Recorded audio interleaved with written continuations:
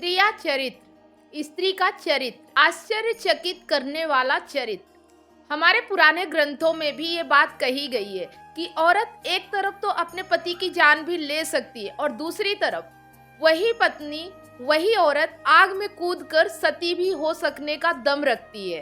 तो है ना आश्चर्यचकित कर देने वाला चरित्र। तो आज हम इसी टॉपिक पे बात करेंगे कि आखिर स्त्रिया चरित्र कहते किसे हैं। इसी तरह से हमारा मनुस्मृति जो कि पुराना ग्रंथ है उसमें भी ये बात लिखी गई है कि जितना एक आदमी का भाग्य पढ़ना मुश्किल है, आप नहीं बता सकते कि एक आदमी के भाग्य में क्या लिखा है, उसी तरह से औरत का चरित्र समझना बहुत ही मुश्किल है। तो ये तो थी वेदों और पुराणों की बातें, लेकिन आज के समय में हम स्त्रिया चरित्र को किस तरह से समझ सकते हैं, आइए उसके बारे में बात करते हैं। स्त्रिया चरित्र मतलब स्त्री का वो नाज नखरा, वो प्रेम का जादू जो मर्दों से अपनी जिद पूरी करवा ले। तो जो वो स्त्री है वो है स्त्रिया चरित्र। तो इस तरह की जो औरतें होती है वो किसी भी आदमी का माइंड बड़ी आसानी से कंट्रोल कर लेती है। वो बहुत ही पावरफुल होती है, डोमिनेटिंग होती है, मल्टीपल पर्सनालिटी की मालकिन होती है। मतलब वो बॉडी से तो फीमेल होती हैं लेकिन माइंड से वो मेल होती हैं। इस तरह की औरतें किसी को भी अपने इशारे पे नचाने का दम रखती है और नाचते भी है।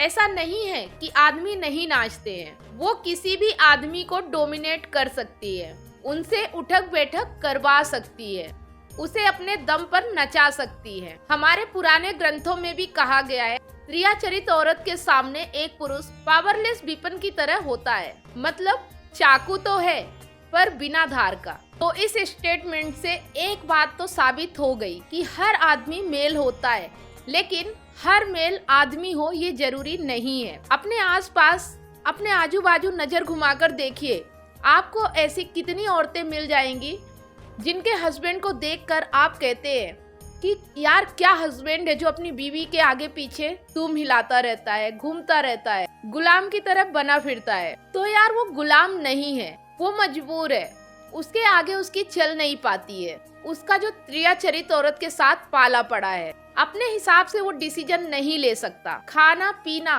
सभी चीजों का हिसाब उसे देना पड़ता है। ये खासकर उस सिचुएशन में ज्यादा होता है जब हस्बैंड जो होता है उस औरत का वो सबमिसिव नेचर का होता है।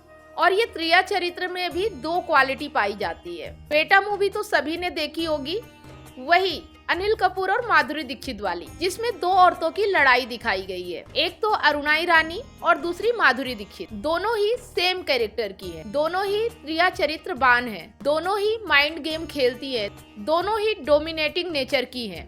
लेकिन एक औरत जो स्त्रिया चरित्र रखती है, निगेटिव वे में चीजों को यूज करती है उस स्किल को, वह है अरुणा ईरानी, जो अपने पति को कुत्ता बनाकर रखती है, पिंजरे में कैद रखती है।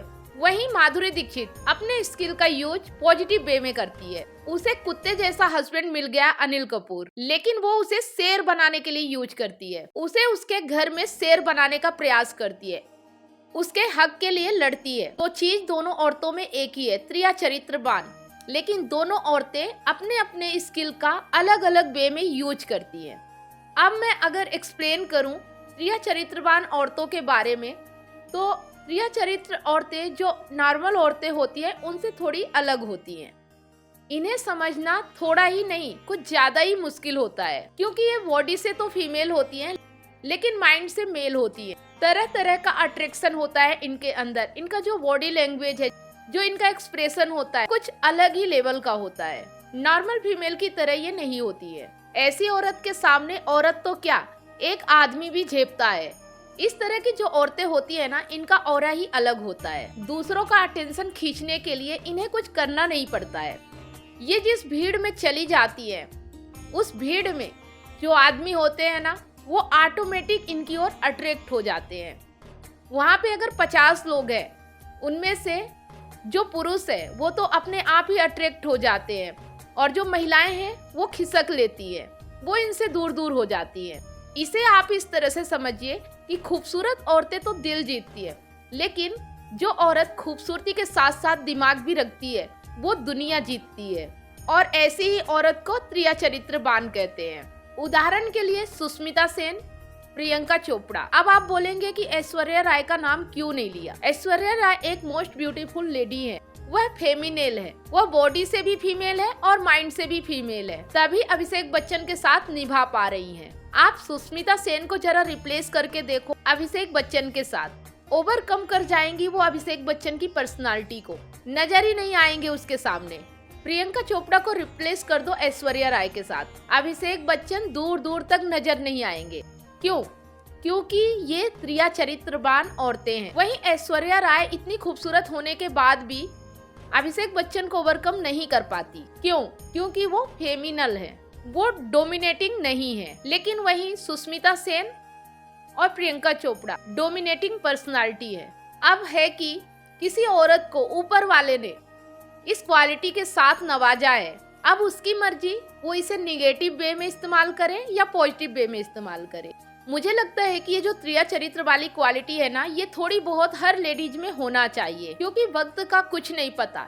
जो एक औरत बहुत ही कंफर्टेबल लाइफ जी रही है अपने हस्बैंड अपने बच्चों के साथ, कल को खुदा ना खास्ता अगर कुछ हो जाता है, कोई हादसा, कोई एक्सीडेंट, हस्बैंड अगर पैरालाइज्ड हो गया या कुछ भी हो गया, तो उसे बाहर तो निकलना पड़ेगा अपने पालन पोषण के लिए, अपने बच्चे के पालन पोषण के लिए। ना चाहते हुए भी उसे त्रिया चरित्रवान वाला एटीट्यूड लाना ही पड़ेगा। और एक औरत के लिए ना इस तरह का एटीट्यूड अपना पाना बहुत ही मुश्किल होता है।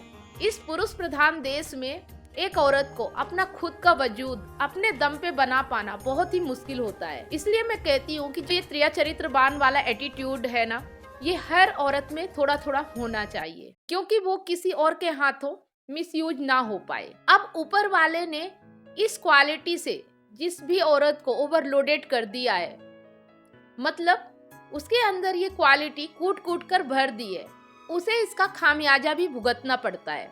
मतलब उसके दुश्मनों की लिस्ट काफी लंबी होती है।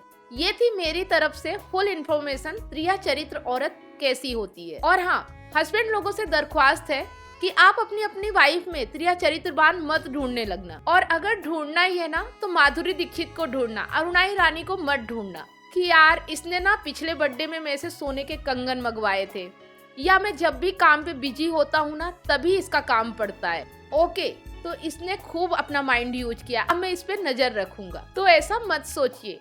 जो आपकी वाइफ है ना, वो आपकी जीवन साथी, थोड़ा बहुत तो चलता है यार। कैसा लगा वीडियो बताना मत भूलिएगा कमेंट सेक्शन में। आज का सवाल, ऐसी कौन सी जगह है जहाँ पर 100 लोग जाते हैं लेकिन 99 लोग ही वापिस आते हैं? अगर वीडियो आपको अच्छा लगा हो तो लाइक करके हमारा हौसला जरूर बढ़ाएं। अपने दोस्तों और रिश्तेदारों के साथ व्हाट्सएप फेसबुक पे ज्यादा से ज्यादा शेयर करें। अगर लगातार आप मेरे चैनल पे ऐसे ही वीडियो देखते रहना चाहते हैं तो अभी के अभी चैनल को सब्सक्राइब करें, साथ में बेल आइकन प्रेस करें। जी हाँ दोस्तों, यह एक ऐसा प्लेटफॉर्म है जहाँ पर आपके सवालों के जवाब हम देते हैं। तो आपका भी अगर कोई सवाल रिश्तों से जुड़ा हुआ है तो फटाफट से नीचे कमेंट सेक्शन में जाएं और अपने सवाल लिख दें। अगला वीडियो हम आपके सवाल पे भी जरूर बनाएंगे। वीडियो अगर आप फेसबुक पेज पे देख रहे हैं तो पेज को फॉलो करें, स्टार देके हमें सपोर्ट जरूर करें। फिर मिलते हैं एक नई जानकारी के साथ नेक्स्ट वीडियो में। तब तक आप सभी लोगों को वीडियो अंत तक देखने के लिए बहुत बहुत धन्यवाद।